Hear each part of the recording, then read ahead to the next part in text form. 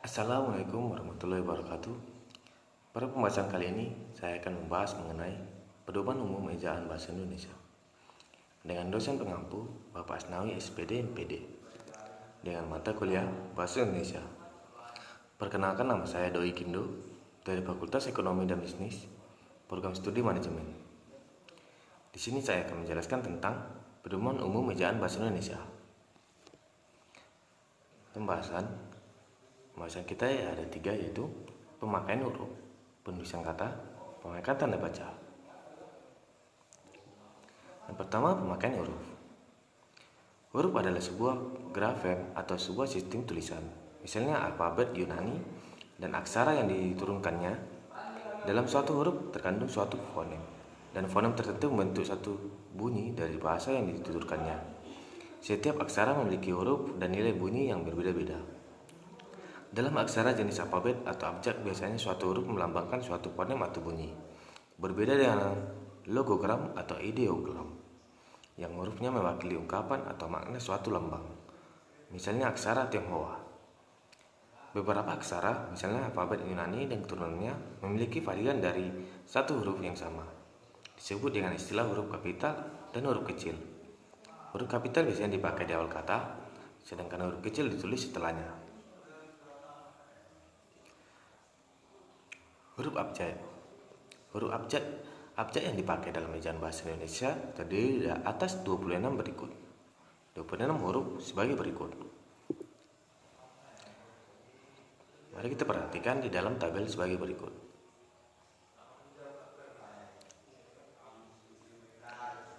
Selanjutnya, huruf vokal. Huruf yang melambangkan vokal dalam bahasa Indonesia terdiri dari huruf A, E, I, O, dan U. Mari kita perhatikan dalam tabel berikut. Selanjutnya, huruf konsonan. Huruf yang melambangkan konsonan dalam bahasa Indonesia terdiri atas beberapa huruf di bawah ini. Mari kita perhatikan dalam tabel sebagai berikut. Selanjutnya, huruf diftong. Di dalam bahasa Indonesia terdapat diftong yang dilambangkan dengan huruf diftong. Mari kita perhatikan di dalam tabel sebagai berikut. Selanjutnya, gabungan huruf konsonan. Di dalam bahasa Indonesia terdapat 4 gabungan huruf yang melambangkan konsonan, yaitu KH, NG, NY, dan SY. Masing-masing melambangkan suatu bunyi konsonan. Mari kita perhatikan dalam tabel sebagai berikut. Selanjutnya, pemenggalan kata. A. Pemenggalan kata pada kata dasar dilakukan sebagai berikut. Yang pertama, jika di tengah kata ada vokal yang berurutan, pemenggalan ini dilakukan di antara huruf-huruf vokal biasanya. Misalnya, ma, in, saat, buah. Huruf diftong AI, AU, dan OI tidak pernah diceraikan sehingga pemenggalan kata tidak dilakukan di antara kedua huruf itu. Misalnya, aula bukan aula. Saudara bukan saudara. Amboy bukan amboi.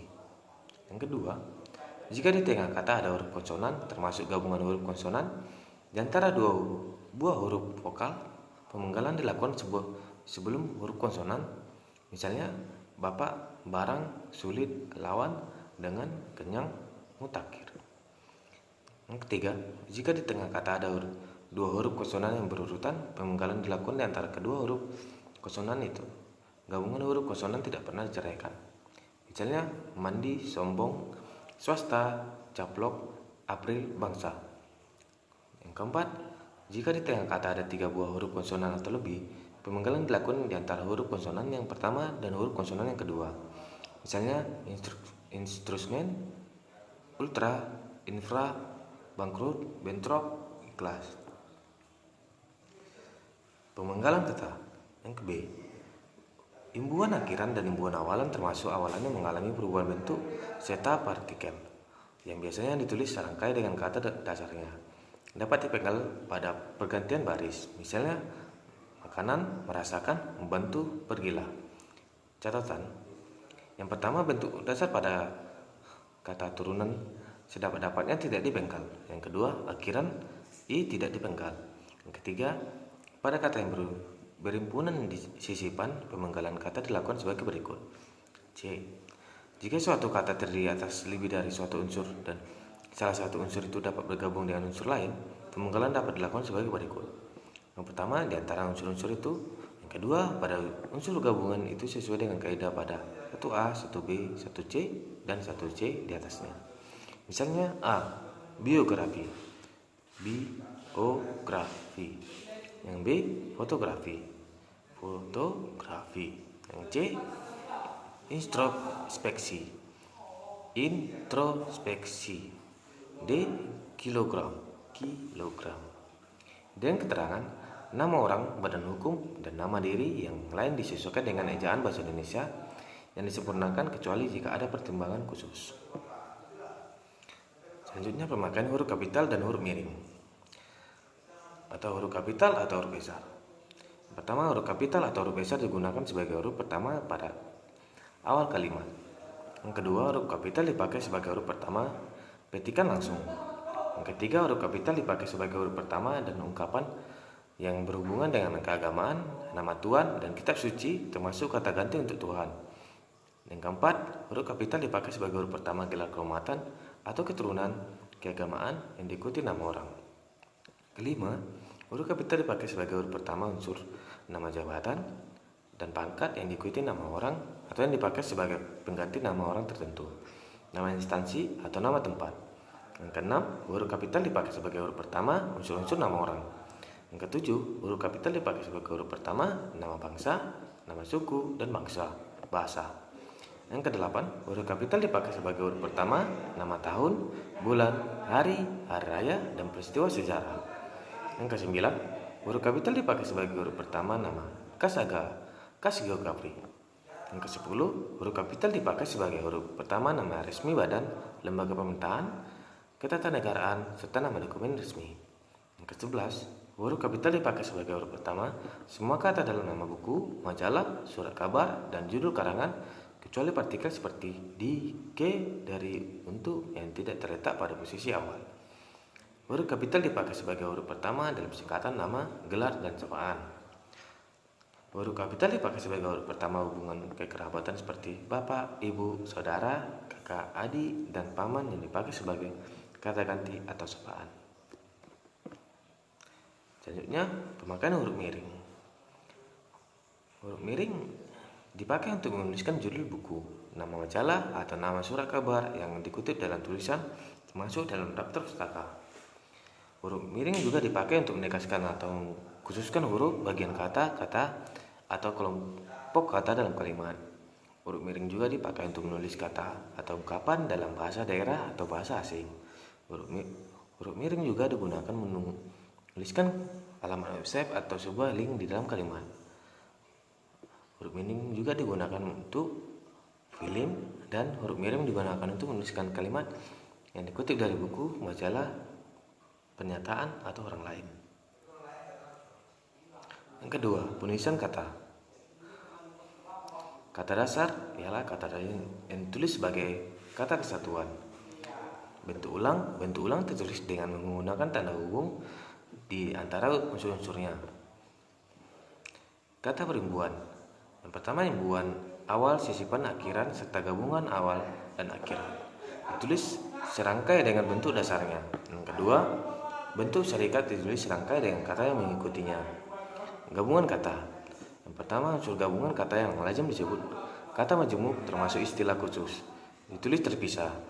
Yang kedua, gabungan kata yang dapat menunjukkan salah pengertian tulis ditulis dengan membubuhkan tanda huruf hubung di antara unsur-unsurnya. Yang ketiga, gabungan kata yang penulisannya terpisah tetap ditulis terpisah jika terdapat awalan dan atau akhiran. Yang keempat, gabungan kata yang mendapat awalan dan akhiran sekaligus ditulis serangkai. Yang kelima, gabungan kata yang ditulis sudah padu ditulis serangkai. Selanjutnya kata depan. Kata depan seperti di, ke, dan dari ditulis terpisah dari kata yang mengikutinya. Partikel la, ka, dan tah ditulis serangkai dengan kata yang mendahulunya. Yang kedua, artikel pun ditulis terpisah dari kata yang mendahulunya. Yang ketiga, partikel per yang berarti demi, tiap, atau mulai ditulis terpisah dari kata yang mengikutinya. Singkatan dan akronim. Yang pertama, singkatan nama orang, gelar, sapaan, jabatan, atau pangkat diikuti dengan tanda titik pada setiap unsur singkatan itu. Yang kedua, singkatan yang terdiri atas 3 huruf atau lebih diikuti dengan tanda titik. Yang ketiga, tingkatan yang terdiri atas 2 huruf yang lazim dipakai dalam surat menyurat masing-masing diikuti dengan tanda titik. Yang keempat, lambang kimia, singkatan satuan ukuran, takaran, timbangan, dan mata uang tidak diikuti tanda titik. Selanjutnya, angka dan bilangan. Angka Arab atau angka Romawi lazim dipakai sebagai lambang bilangan atau nomor. Katakan tiku, kau, ku, mu, dan nya. Katakan tiku dan kau ditulis serangkai dengan kata yang mengikutinya, sedangkan ku, mu, dan nya ditulis serangkai dengan kata yang mendahulunya. Yang ketiga, pemakaian tanda baca. Tanda baca adalah tanda yang dipakai dalam sistem ejaan. Tanda baca dapat membantu membaca untuk memahami makna tulisan dengan tepat. Bayangkan jika tulisan tanpa tanda baca, pasti tulisan tersebut membingungkan bagi pembaca. Tidak seperti ketika berbicara. Lawan bicara dapat memahami maksud pembicaraan karena pembicara dapat menggunakan intonasi, gerak tubuh, atau unsur non-bahasa lainnya. Bahasa lawan bicara dapat bertanya langsung kepada pembicara jika kurang memahami tuturannya. Hal ini tidak terjadi dalam interaksi penulis dan pembaca. Oleh karena itulah, penulis perlu menguasai tanda baca sebagai jembatan yang dapat mewakili maksud dan pikirannya. Tanda titik untuk mengakhiri sebuah kalimat yang bukan pertanyaan atau seruan. Tanda titik dipakai di belakang angka atau huruf dalam satu bagan ikhtisar atau daftar. Tanda titik dipakai untuk memisahkan angka jam, mesin, dan detik menunjukkan waktu atau jangka waktu. Tanda titik dipakai untuk memisahkan bilangan ribuan dan kelipatan yang menunjukkan jumlah. Tanda koma. Tanda koma dipakai untuk unsur-unsur dalam suatu perincian atau pembilangan. Memisahkan anak kalimat dari induk kalimat apabila anak kalimat tersebut mendahului induk kalimat. Tanda kalimat dipakai untuk memisahkan anak kalimat yang mendahului untuk kalimatnya. Tanda koma dipakai sebelum dan atau sesudah kata seru seperti oh, ya, wah, aduh, atau hai, dan kata yang dipakai sebagai sapaan seperti bu, di, atau na. Tanda koma dipakai untuk memisahkan petikan langsung dari bagian lain dari kalimat. Tanda koma dipakai di antara nama orang dan singkatan gelar akademik yang mengikutinya untuk membedakannya dari singkatan nama diri, keluarga, atau marga. Tanda seru. Tanda seru dipakai untuk mengakhiri ungkapan atau pernyataan yang berupa seruan dan perintah yang menggambarkan kesungguhan, ketidakpercayaan, atau emosi yang kuat. Tanda titik koma. Tanda titik koma dapat dipakai sebagai pengganti kata penghubung untuk memisahkan kalimat setara yang satu dari kalimat setara yang lain di dalam kalimat menjebuk. Tanda titik koma dipakai untuk memisahkan bagian-bagian perincian dalam kalimat yang sudah menggunakan tanda koma. Tanda titik dua. Tanda titik dua dipakai pada akhir suatu pernyataan lengkap yang diikuti pemerincian atau penjelasan. Tanda titik dua dipakai sesudah kata atau ungkapan yang memerlukan perincian. Tanda hubung. Tanda hubung dipakai untuk menyambung unsur kata ulang. Tanda hubung dipakai untuk menyambung tanggal, bulan, dan tahun yang dinyatakan dengan angka atau menyambung huruf dalam kata yang dieja satu-satu. Tanda hubung dipakai untuk merangkai unsur bahasa Indonesia dengan unsur bahasa daerah atau bahasa asing. Tanda tanya. Tanda tanya selalunya dipakai pada setiap akhir kalimat tanya. Tanda tanya yang dipakai dan diletakkan dalam tanda kurung menyatakan bahwa kalimat yang dimaksud disangsikan atau kurang dapat dibuktikan kebenarannya. Tanda kurung. Tanda kurung dipakai untuk mengapit tambahan keterangan atau penjelasan. Tanda kurung dipakai untuk mengapit keterangan atau penjelasan yang bukan bagian utama kalimat. Tanda kurung siku. Tanda kurung siku dipakai untuk mengapit huruf atau kalimat kelompok kata sebagai koreksi atau tambahan pada kalimat-kalimat atau bagian kalimat yang ditulis orang lain. Tanda kurung dipakai untuk mengapit keterangan dalam kalimat penjelas yang sudah bertanda kurung. Tanda petik. Tanda petik dua dipakai untuk mengapit petikan langsung yang berasal dari pembicaraan naskah atau bahasa tulisan lain. Tanda petik 2 dipakai untuk mengapit judul syair, keterangan, bab buku apabila dipakai dalam kalimat. Tanda petik 2 dipakai untuk mengapit istilah kalimat yang kurang dikenal atau mempunyai arti khusus. Tanda petik tunggal. Tanda petik tunggal dipakai untuk mengapit petikan yang tersusun di dalam petikan lain. Tanda petikan tunggal dipakai untuk mengapit makna, terjemahan, atau penjelasan kata atau ungkapan. Tanda garis miring. Tanda garis miring dipakai dalam nomor surat, nomor pada alamat, dan penanda pada masa 1 tahun yang terbagi dalam 2 tahun takwim. Tanda garis miring dipakai sebagai pengganti kata dan atau serta setiap. Tanda penyingkat.